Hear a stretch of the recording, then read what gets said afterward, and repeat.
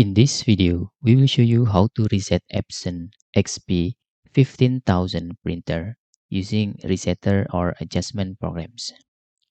Before you download this resetter or adjustment programs, we suggest you to disable for a while your antivirus including Windows real-time protection and the tamper protection if you are using Windows 10 or Windows 11. After disable all of your antivirus, you can download this file. The link on comments. After you download the files, you can just right-click on the files and select Extract All. Then click Extract button. After that, open the Resettle folder. Then, open the adjustment program with double-click. Maybe for the first time use, you will ask the password. You can see the password on the txt file here.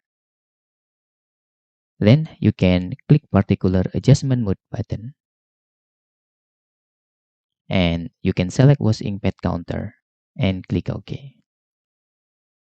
In here, you can click check button first. After that, the maintenance box counter will enable. You can click here and click also here. Then you can click initialize.